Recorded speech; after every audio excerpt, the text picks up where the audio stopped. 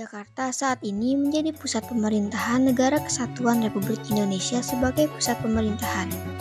Jakarta masuk ke dalam wilayah administrasi khusus yang bernama Daerah Khusus Ibu Kota, yang juga dikenal sebagai nama Betawi. Ini merupakan wilayah dengan jumlah penduduk terpadat di Indonesia. Dahulu Jakarta bernama Sunda Kelapa. Kota ini menjadi tempat pertama kali datangnya Belanda di Nusantara, sehingga membuat Jakarta memiliki banyak cerita sejarah yang berkaitan dengan perjuangan melawan penjajah. Salah satu cerita sejarah yang pindah dari Jakarta adalah Si Pitung. Si Pitung adalah salah satu pahlawan yang berani melawan penjajahan Belanda. Si Pitung lahir di kampung Rawabelong. Ayah Si Pitung bernama Aba Piyun dan ibunya bernama Nyapi. Nah, ketika Si Pitung lahir, Jakarta masih bernama Batavia dan sudah ratusan tahun dijajah oleh Belanda. Si Pitung tumbuh menjadi anak yang setiap hari menyaksikan kekejaman penjajahan Belanda terhadap masyarakat Batavia. Ketika sudah tumbuh remaja, ayahnya berharap Si Pitung menjadi anak yang berbudi baik. Karena itu, ayahnya mengirim Si Pitung belajar di pondok pesantren Haji Naipin di Kemayoran.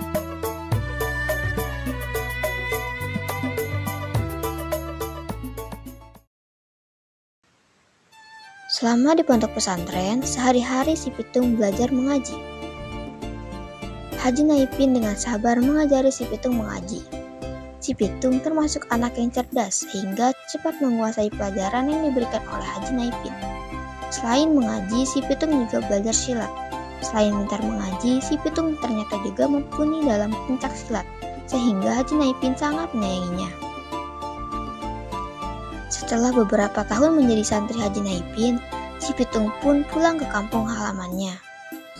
Abah Haji, makasih ya selama ini udah ngedidik Aye di pesantren ini.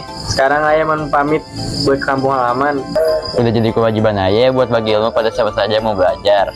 Nah, sekarang lo pulang ke kampung halaman lo, amalkan ilmu yang lo dapatkan di sini buat kepentingan masyarakat di sekitar. Dan jadilah anak yang berbakti pada orang tua lo ya. Salam Aye untuk orang tua lo. Iya, Bah.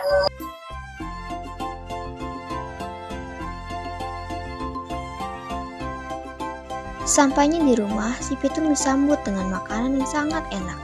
Maklum saja, selama menjadi santri, Si Pitung tidak pernah memakan makanan yang enak.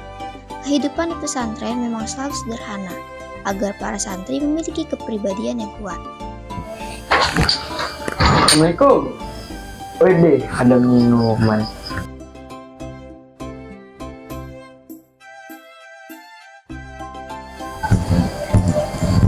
Anak babe. Masya Allah.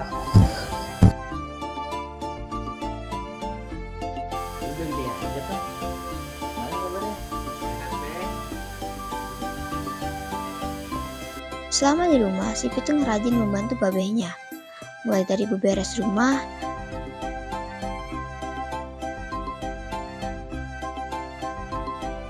ngepel, nyapu,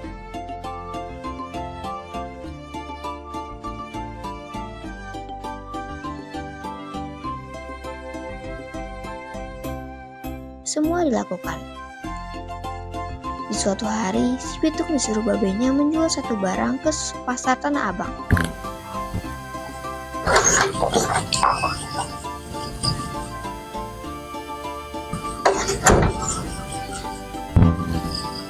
Ada.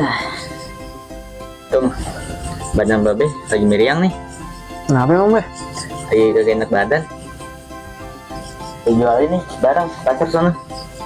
Udah, siap deh. Ingat ya, harganya jangan terlalu murah. Siap deh. Setelah menjual barang tersebut di pasar Tanah Abang, Si Pitung segera pulang dan memasukkan uangnya di kantong celana. Namun dalam perjalanan pulang, Si Pitung dicegat oleh dua orang preman. Siapa nama lu? Nama Aye Pitung, Bang. Rumah lu di mana? Hah? Rumah Aye di Rawabelong. Tanpa disadari Si Pitung, uang hasil menjual barang babehnya telah diambil oleh salah satu komplotan preman tersebut. Itu sama Lik.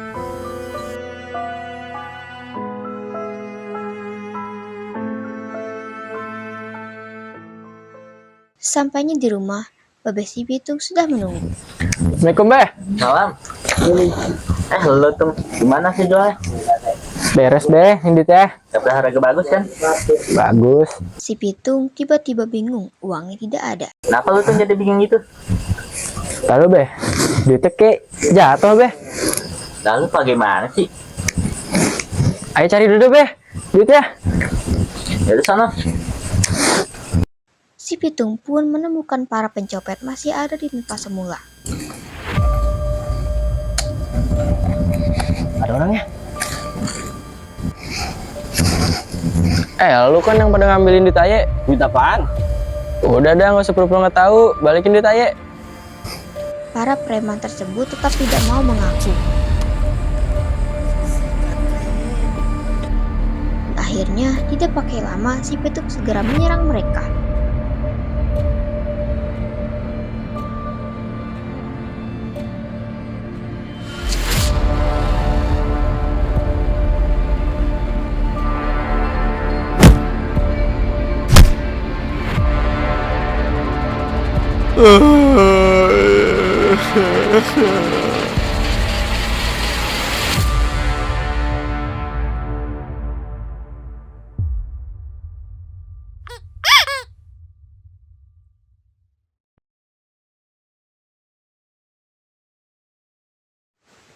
Si Pitung segera pulang sambil membawa uang hasil menjual suatu barang.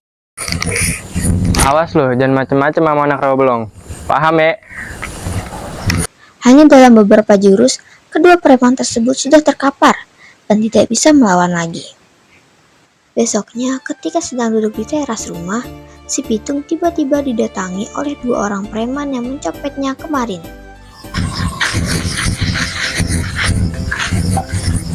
Assalamualaikum. Salam.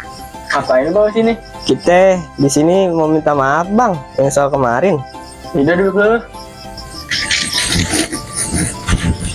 Nama lu siapa yang pada?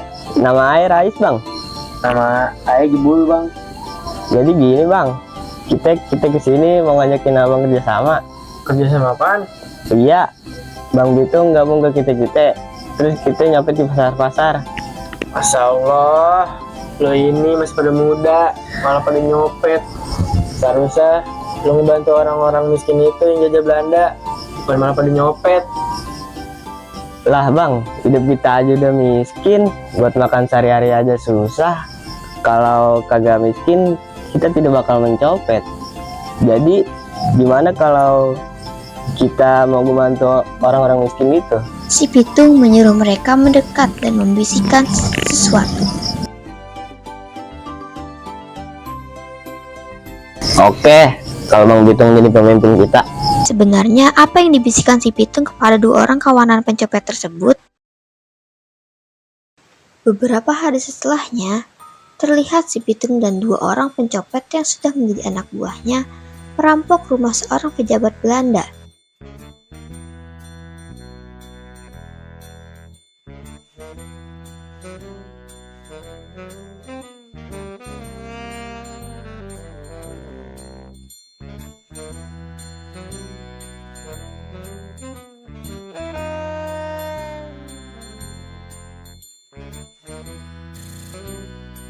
Si Pitung dan teman-temannya mengambil harta benda pejabat Belanda itu.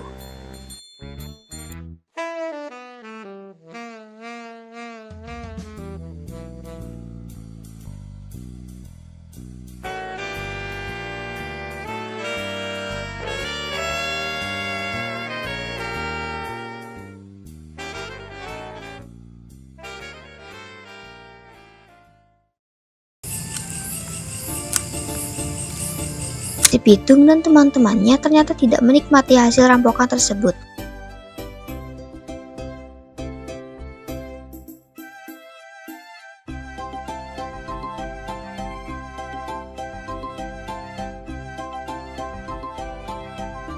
Mereka justru membagikan harta rampokan tersebut kepada rakyat miskin.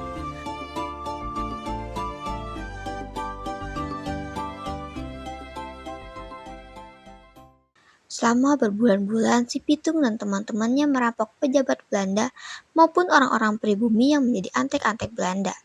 Akibatnya, si Pitung dan teman-temannya menjadi buronan tentara Belanda. Setiap hari, tentara Belanda melakukan patroli di Batavia untuk memburu si Pitung dan teman-temannya. Si Pitung dan teman-temannya mulai terlacak oleh tentara Belanda.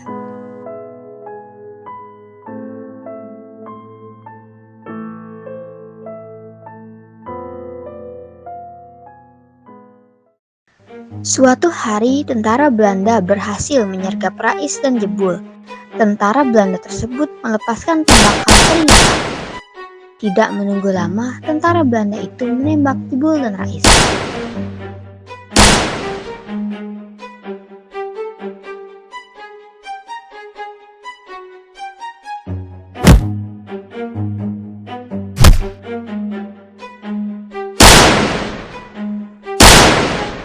Tentara Belanda pun langsung menuju ke arah Rais yang sedang kesakitan.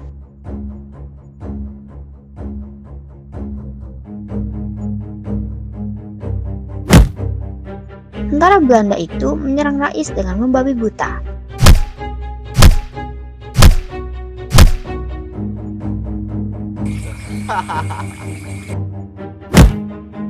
Mendengar suara tembakan, si Pitung pun datang menghampiri asal suara itu. Si Pitung terkejut karena kedua temannya sudah tewas oleh tentara Belanda. Tentara Belanda menyadari kedatangan si Pitung. Ia langsung menodongkan senjatanya. Tak mau kalah, si Pitung pun mengambil ancang-ancangnya. Si Pitung langsung menyerang dengan berbagai jurus dan berhasil menjatuhkan senjata tentara Belanda.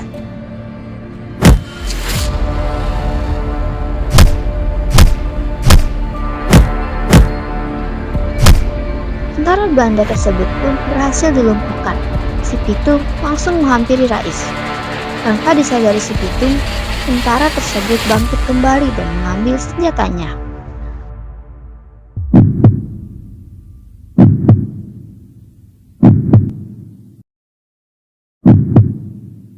Menyadari si Pitung yang sedang lengah, tentara Belanda tersebut langsung menodongkan senjatanya ke arah si Pitung.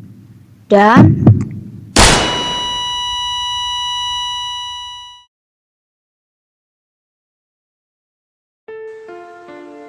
perjuangan si Pitung membela masyarakatnya dari penjajahan Belanda berakhir sudah. Si Pitung tewas oleh tembakan tentara Belanda. Masyarakat Jakarta sampai sekarang tetap mengingat kisah perjuangan si Pitung dan teman-temannya. Setelah meninggal, si Pitung dimakamkan di daerah Rawabelong, Jakarta Barat. Makam si Pitung masih ada sampai sekarang. Sedangkan sebuah rumah yang pernah menjadi tempat tinggal si Pitung di daerah Kampung Marunda Pulo, Cilincing, Jakarta Utara, dijadikan sebagai museum kebaharian untuk mengingat perjuangan si Pitung melawan penjajahan Belanda.